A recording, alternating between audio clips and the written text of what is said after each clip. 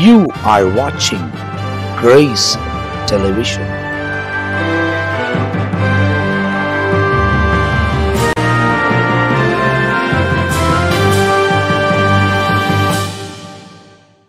ஆண்டவரும் அருமை இரட்சகராக இயேசு கிறிஸ்துவின் நாமத்தினால் உங்கள் யாவருக்கும் என்னுடைய அன்பின் வாழ்த்துக்களையும் ஸ்தோத்திரங்களையும் தெரிவித்துக் கொள்கிறேன்.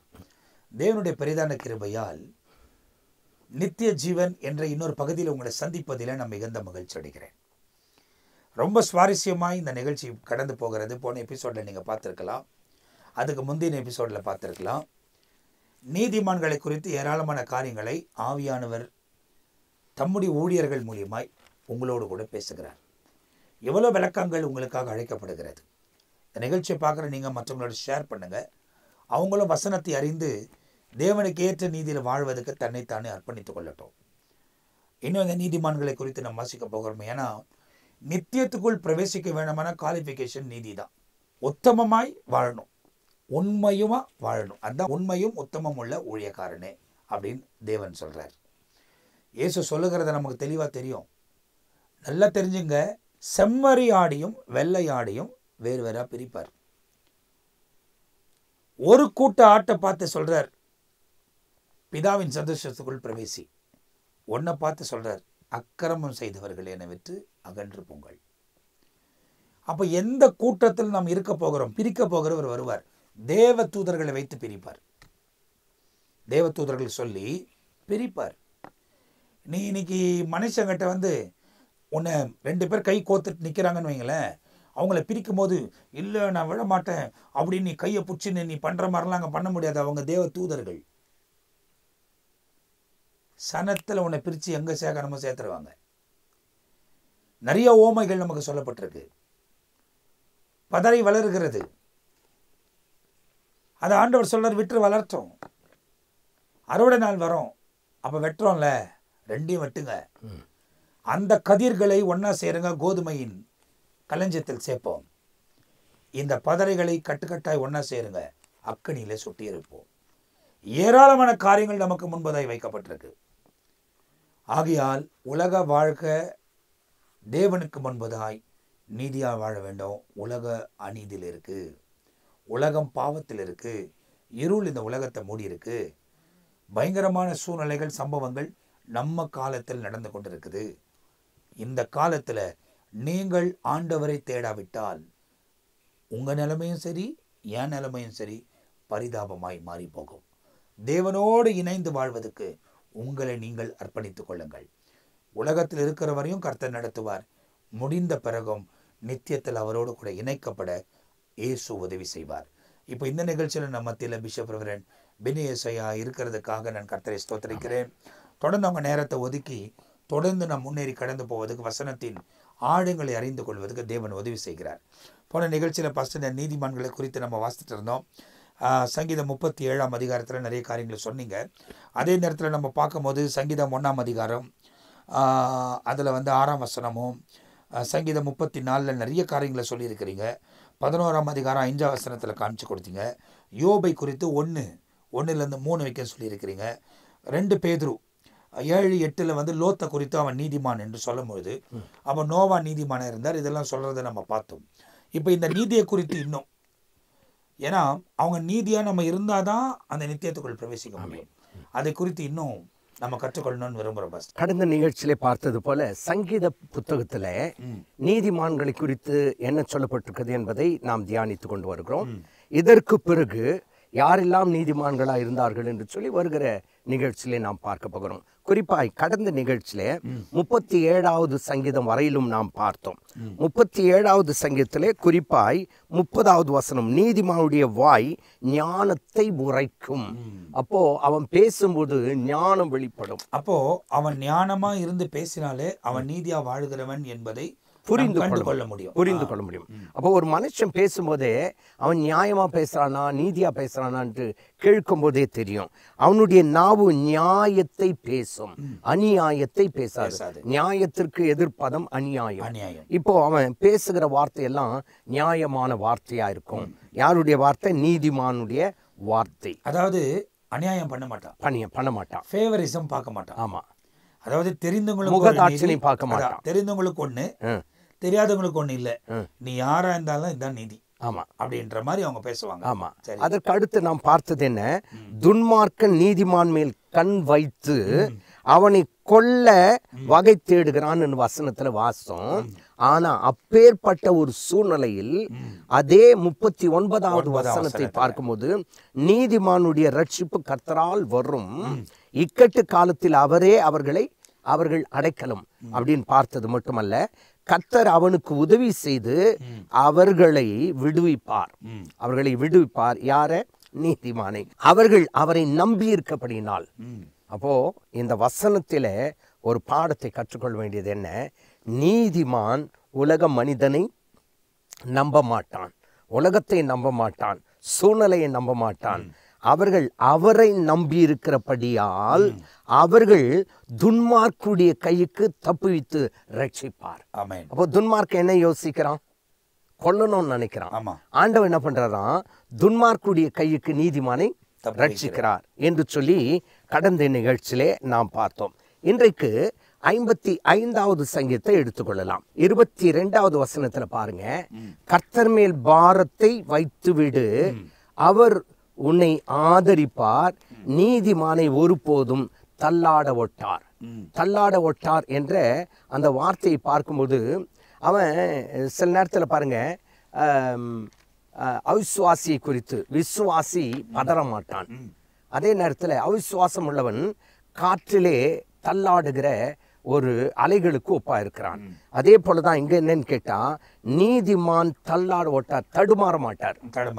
அப்படிதான் நம்ம சொல்லலாம். நீதிமானை ஆண்டவர் தடுமாற விட மாட்டார்.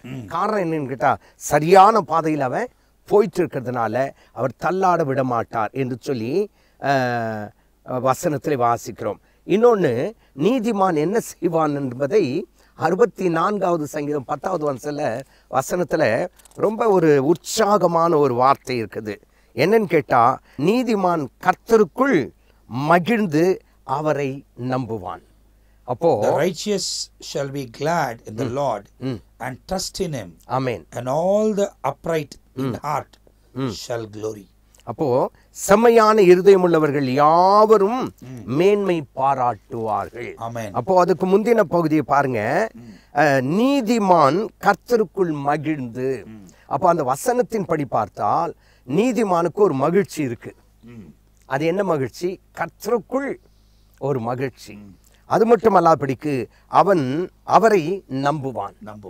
அப்போ இன்னைக்கு நம்முடைய நம்பிக்கை யார் மேல இருக்கணும்? கர்த்தர் மேல இருக்கணும். அதே நேரத்துல ஒருவன் நீதிமானா இருப்பான் என்றால் அவன் கர்த்தருக்குள் மகிழ்வான். நம்பிக்கை, இப்ப ஒரு வார்த்தை நம்பிக்கை. ஒரு நீதிமான் கர்த்தரை நம்பி இருப்பான். நம்பிக்கை என்பது வெறும் வாய் அளவுல தான் நிறைய கிட்ட இருக்குது, செயல்முறையில வருவதில்லை. ஒரு உதாரணம், இயேசு திரளான ஜனங்களுக்கு அற்புதம் செஞ்சிட்டாரு. சீஷரங்களை நீங்க அக்கறைக்கு போங்க, நான் வரேன்னு சொல்லிட்டாரு. ஏன்னா அவர் எப்பவுமே தன்னை என்ன பண்ண போறாருன்னு சொல்றதுல ஒதுங்குறாரு. ஒதுங்குறப்பெல்லாம் ஜெபிக்கிறார். ஒதுங்குறப்பெல்லாம் ஒரு நிறைய காரியங்கள் அவர் செஞ்ச பிறகு பிதாவினிடத்துல போறார். அங்க என்ன செஞ்சாருன்னு சொல்லப்படல, ஆனா அவருக்கும் பிதாவுக்கும் தன்னைத்தானே தாழ்த்துறவர். ஒருவேளை அவர் செய்த காரியத்துக்காக நன்றி சொல்லுவார். எல்லாத்தையும் அவர் செஞ்சிருப்பார். அப்போ அக்கறைக்கு போகன்றாரு. இவங்களுக்கு கடல் நடுவில் போகும்போது அலை எழும்புது, காத்தடிக்குது, பயந்து போறாங்க. பயந்து போற நேரத்துல இயேசு கடல் மீது நடந்து வர்றாரு. ரெண்டு விஷயம் அங்க. ஒண்ணு, கடல் மீது நடந்து வர்றாரு, இவங்க அசுத்தாவின்னு யோசிக்கிறாங்க. ஆனா பயப்படாதீங்க, நான் தான் சொல்றாரு. அப்ப பேதுருவும் உடனே வாய் திறந்து, நீரே ஆனால் நானும் நடக்கட்டும்ன்றாரு. நடந்து வான்றாரு. சரி இறங்கி வான்றாரு. பேதுரு இறங்குறாரு. இப்ப கூட இருக்கிற சீஷர்லாம் வேண்டான்னு சொல்லியிருப்பாங்க. கடல் மேல இது வரைக்கும் தண்ணீரில் நடந்தது யாருமே கிடையாது, வேண்டான்னு சொல்லியிருப்பாங்க. நடன்றாரு, ஸ்டெப் அவுட் பண்றான். அவர் மேல இருக்கிற நம்பிக்கையில ஸ்டெப் அவுட் பண்றான். பண்ணி கொஞ்சம் தூரம் வர்றாரு. வந்த உடனே இவ்வளவு நேரம் இயேசுவையே பார்த்தவர் திடீர்னு அலைய பார்த்த ஆரம்பிச்சு. பயந்த உடனே முழுகிட்டாரு. முழுகின உடனே திரும்ப அதே இயேசு தான் அவரை கொண்டு போய் அந்த படகுல கொண்டு போய் விடுறாரு. அதாவது அவிசுவாசியை அதாவது விசுவாசம் வைக்கல, ஏன் பயப்பட்டாய் அப்படின்றாரு. அப்போ தேவனை நம்பக்கூடியவர்கள் அவர் மேல போக்கஸ்டா இருக்கும் போது என்ன நடந்தாலும், ம் அதாவது இங்கிலீஷ்ல ஒரு வேர்டு சொல்லணும்னா வாட் எவர் மே ஹேப்பன், ம் எதனால நடந்தாலும் அவர் மேலேயே நோக்கமா இருந்தோம்னா நம்ம கண்டிப்பா தாண்டி சேர்ந்துருவோம். ஆமென். அந்த நம்பிக்கைன்ற வார்த்தை வரப்போ, ஆமா ஆமா அதுவும் படகுல ஏறுறாரு. ஆமா. ஏறின உடனேயும் காற்று அமர்ந்தது. அடிக்கிட்டார், சைலண்ட் ஆயிடுச்சு. இல்லைங்க, அந்த வசனத்தை நீங்க பார்க்கும்பொழுது உண்மையாவே நம்முடைய இருதயத்தை தொடக்கூடிய ஒரு வார்த்தையாய் அது இருக்குது.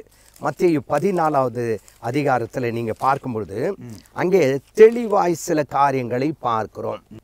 அவர் கடல் மேல நடந்துட்டு போறாரு.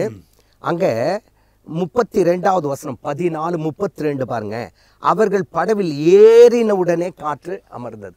ஒரு வார்த்தையும் பேசல. ஆமா, ஜஸ்ட் உள்ள வந்தாரு, படகுக்குள்ள வந்த உடனே காற்று நின்று போச்சான். எவ்வளவு அதிசயம் பாருங்க. இதுல காற்று நம்ம லாங்குவேஜ்ல சொல்லணும் அப்படின்னா, காற்று, கடல், இந்த தண்ணீர் எல்லாம் அவர் தான் ரட்சகர்னு தெரியும். ஆமா, அவர் தான் நம்மை உருவாக்கினவர்னு தெரியும்.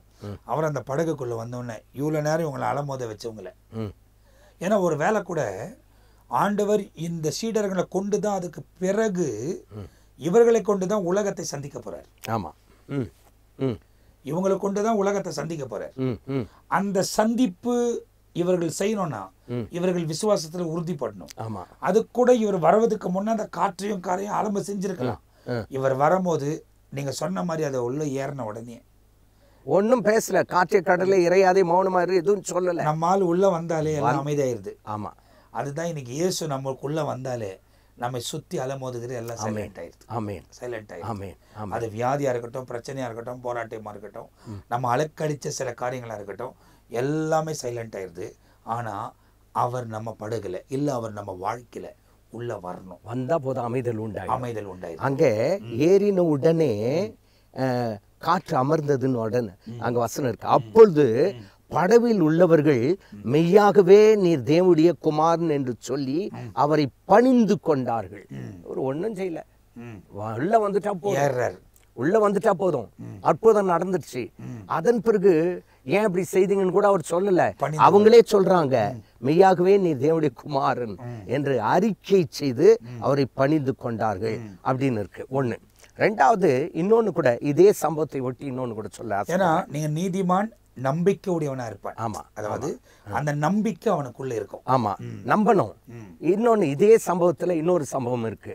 அக்கறைக்கு போவோம் வாருங்கள் அப்படின்ட்டார்.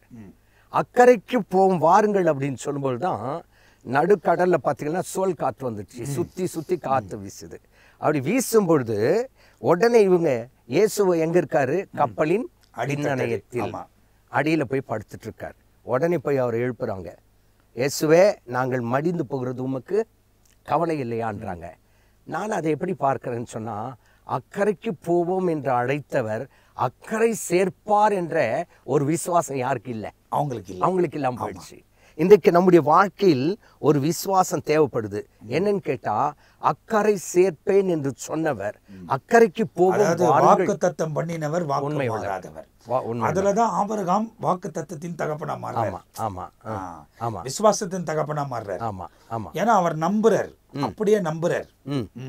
அப்போ இந்த இடத்துல நாம் பார்க்கும்பொழுது நீதிமான் கர்த்தருக்குள் மகிழ்கிறான், மகிழ்கிறான் என்று சொல்லி நம்ம இதுல 64வது சங்கீதத்திலே 10வது வசனத்திலே பார்க்கிறோம். அவரை நம்புகிறவன் நம்புவான் அப்படின்னு வசனம் இருக்கு. அவரை நம்புவான். நீதிமான் கர்த்தருக்குள் மகிழ்ந்து அவரை நம்புவான். அப்போ நமக்கு கர்த்தர் மேல ஒரு நம்பிக்கை இருக்கு. அப்ப நீதிமானுக்கு கர்த்தர் மேல நம்பிக்கை கட்டாயம் இருக்கும். அவன் ஒரு நாளும் தளர்ந்து போக மாட்டான். ஆமா, அவன் தேவனையே தான் நம்பி இருப்பான். ஆமா. இப்ப சாத்ராக் மேசாக் ஆபேத்நேகோ அவங்களுக்கு முன்ன பெரிய சேலஞ்ச் வைக்கப்படுது. ஏற்கனவே இன்னொரு நிகழ்ச்சியில கூட நம்ம இதை பேசணும். ஆனா அவங்களுக்கு முன்ன ஒரு பெரிய சேலஞ்ச் வைக்கப்படுது. அக்னி சூளை பணிந்து கொள்ளல, அவங்க ராஜாவுக்கு வணங்கல, அவங்க வச்ச போர் சிலையை வணங்கல, கட்டளை அக்னி சூளைக்குள்ள போடணும்னு ராஜா கேட்கறான். அவங்க மேல அக்கறை உள்ளவனா தான் இருக்கிறான் ராஜா. கேட்கறான், இன்னொரு முறை உங்களுக்கு ஒரு தருணம் தரேன், ஒன் மோர் சான்ஸ். எக்கால ஊதும், சத்தம் வரும், நாகஸ்வரங்கள் வாசிக்குவாங்க, நீ பணிந்து கொள்ளணும்ன்றாங்க. இப்ப டைரக்டா சொல்றானுங்க, அதாவது நாங்கள் ஆராதிக்கிற தேவனை தவிர வேற யாருக்கும் நாங்க தலை வணங்குறதே கிடையாது. எங்கள் தேவன் தப்புவித்தாலும் சரி, தப்புவிக்காமல் போனாலும் சரி, அப்படின்றது சொல்றாங்க. ராஜாவாடிய உம்முடைய கைகளுக்கு அவர் விடுவிச்சாலும் சரி. அந்த வசனத்தை நான் வாசிக்கிறேங்க. தானியேல் 3வது அதிகாரம் 17வது வசனத்துல பாருங்க. சாத்ராக் மேஷக் ஆபேத்நேகோ என்பவர்கள் ராஜாவை நோக்கி, அங்க பாருங்க, ராஜாவை நோக்கி, ராஜாவே அப்படின்னு கூட சொல்ல, எடுத்த உடனே நேபுகாத்நேச்சர் டைரக்டா பேரு. என்கிட்ட இவங்க நம்பிக்கை யார் மேல இருக்கு? கர்த்தர் மேல. இவன் என்ன செய்ய முடியும்? நேபுகாத்நேச்சர். இவங்க 3 பேரும் அடிமையா வந்தவங்க. ஆமா, அடிமையா வந்தவங்க. நேபுகாத்நேச்சர் மனசு வச்சா இவங்களை கொன்னலாம். ஆமா, கேப்பார் மேப்பார் யாருமே கிடையாது. இல்ல, இவங்க வாழ்க்கையே முடிஞ்சிடும். இன்னைக்கு மக்கள் ஆட்சி கேட்கறதுக்கு 10,000 வயசு எழும்போம், இல்ல எத்தனை கோடினா எழும்பலாம், நீ எப்படி இதை செய்யலான்றது. ஆனா அத்தை கூட இப்ப என்ன பண்றாங்கன்னா எல்லாத்தையும் மறிச்சு மூடிடுறாங்க. நம்ம உலகம் அப்படி இருக்கு. இப்போ நம்ம சூழ்நிலை, நம்ம தேசத்திலே இப்போ நம்ம காலத்தில் நடக்கக்கூடிய சில கேஸுங்கள்லாம் பார்த்தோம்னா நியூஸில் பார்க்கும்போது மாற்றி எழுதி ஒன்றுமே இல்லாத மாதிரி செய்கிறாங்க. ஆனால் அந்த நாட்களில் கேட்கறதுக்கு யாருமே கிடையாது. ராஜா முடிவெடுத்தா முடிஞ்சிச்சு.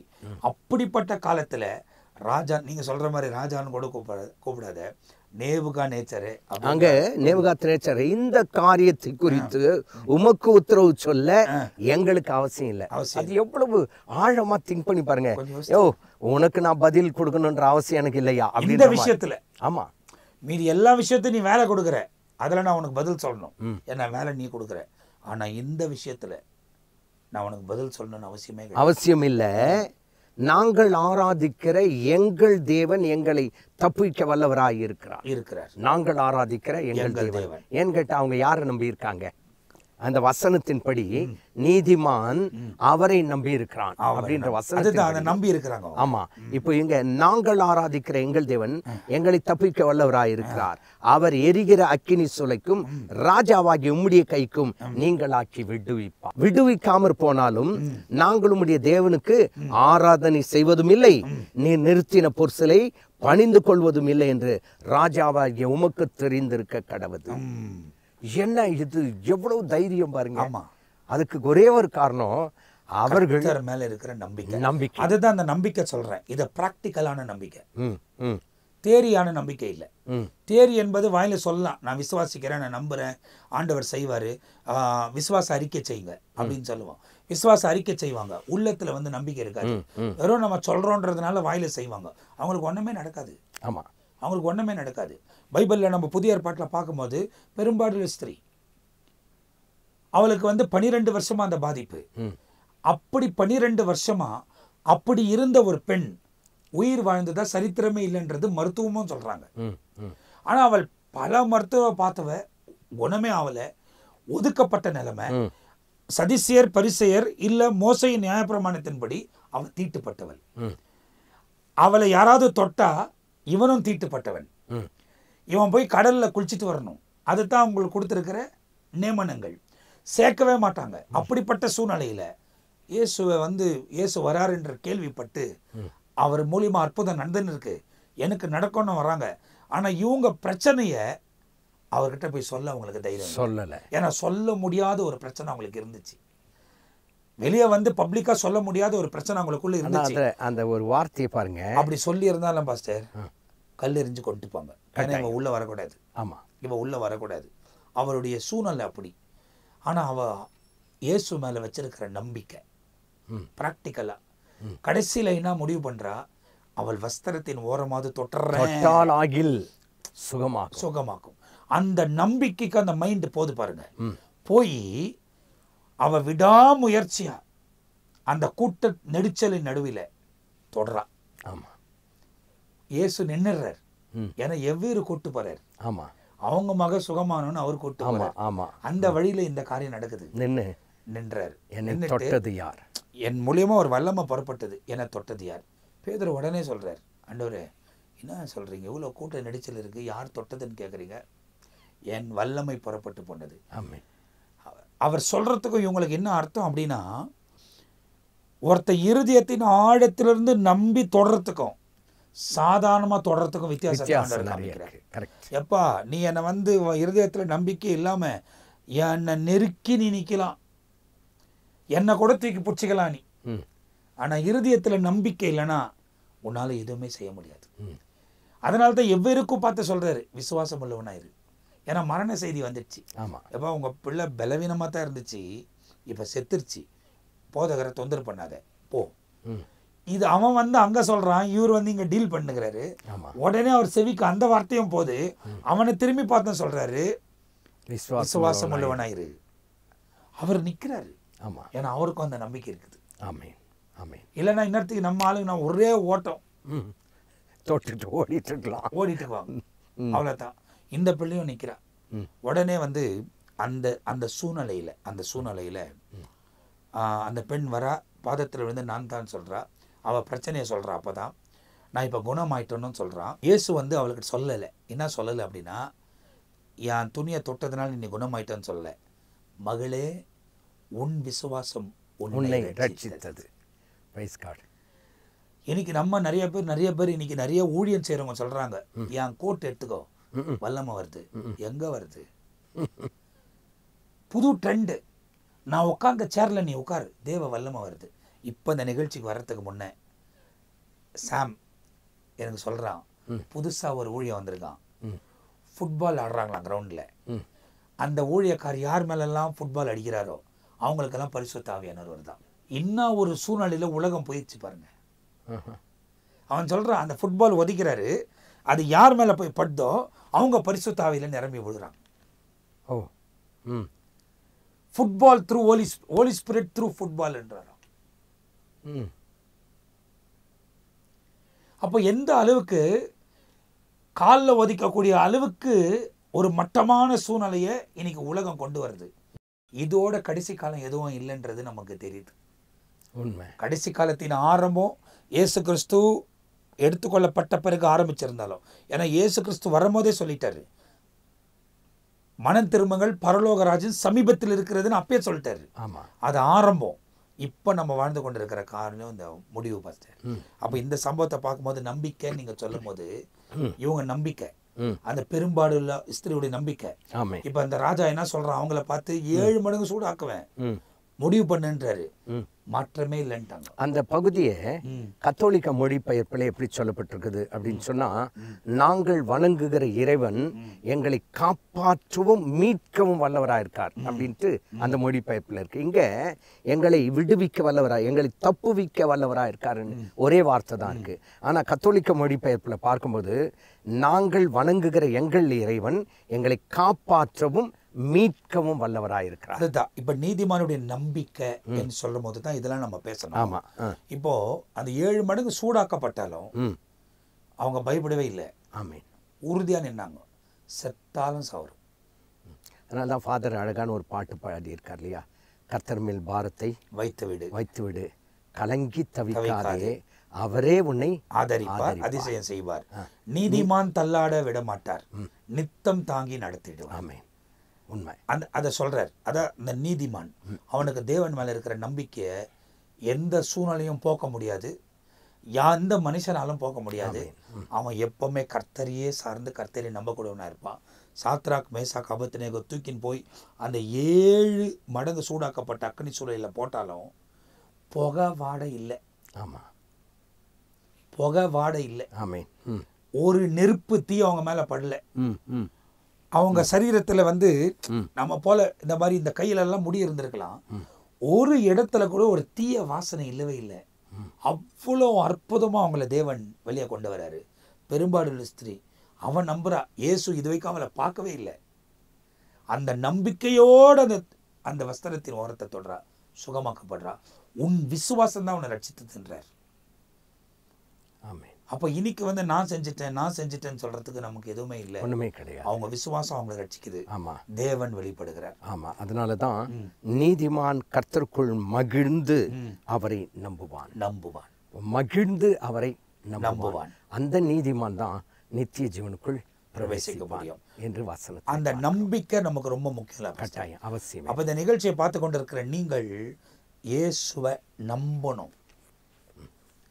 நம்பிக்கை என்பது வாய் அளவில் இல்லை, செயல்முறையில். அந்த செயல்முறையில் வருகிற நம்பிக்கை எப்படி? செயல்முறையில் நம்பிக்கை, கர்த்தர் ஒன்று ஒரு விஷயத்த சொல்றாரா, சந்தேகப்படாம கேள்வி கேட்காம செய். அவர் எதையும் உனக்கு கொடுக்காம ஒரு விஷயத்த சொல்ல மாட்டார். நிச்சயமாக தருவார் அதுக்கான காரியத்தை. அதை பற்றி நம்ம யோசிக்கணும்னு அவசியமே இல்லை. புறப்பட்டு வானா எழுந்து போயிரு. நம்ம முற்பிதாக்கள் நமக்கு முந்தி வாழ்ந்த அநேக பரிசுத்தவான்களை அவர் அற்புதமாய் நடத்துவார்னா நம்மளே நடத்துவார். ஆமென். எவ்வளோ அற்புதமானவர் இயேசு. அவர் உறுதியாக பற்றி கொள்ளுங்கள். இதெல்லாம் ஏன் வருது அப்படின்னா, நீதிமான் கர்த்தர் மேல் நம்பிக்கையாக இருப்பான். ஸோ ரொம்ப அழகான காரியத்தெல்லாம் வசனத்தின் வழியாய் நான் நினைக்கிறேன். பாஸ்டர் சொல்லும் போது இன்னும் ஏராளமான காரியங்கள் சங்கீதங்களிலேயே எழுதப்பட்டிருக்குது. நம்ம அதை தொடர்ச்சியாக தியானிக்க போகிறோம். ரொம்ப ஆசீர்வாதமாக இருந்துச்சு பாஸ்டர். இந்த வசனங்கள், பார்த்த சம்பவங்கள், நிறைய காரியங்கள் எல்லாம், தேவன் நம்மோடு கூட இடைப்பட்ட காரியங்கள் எல்லாம் உண்மையிலே ரொம்ப ஆசீர்வாதமாக இருக்குது.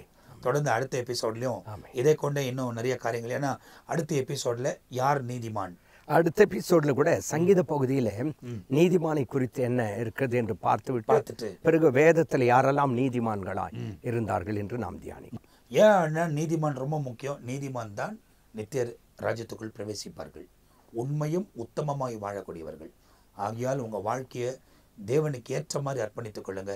இயேசு உங்கள் வாழ்க்கையில் மேன்மையான காரியங்களை செய்வார். தொடர்ந்து இந்த நிகழ்ச்சியோடு இணைந்திருங்க. இதை பார்க்குற நீங்கள் மற்றவங்களோட ஷேர் பண்ணுங்கள். உங்கள் கமெண்ட்ஸை நீங்கள் தாராளமாக பதிவு பண்ணலாம். நிச்சயமாய் தேவன் உங்களை ஆசீர்வதிப்பார். அடுத்த எபிசோடில் நாங்கள் உங்களை சந்திக்கிற வரை தற்போது நாங்கள் உங்ககிட்ட இருந்து விடை பெறுகிறோம். கர்த்தர் உங்களை ஆசீர்வதிப்பாராக. ஆமென். ஆமென்.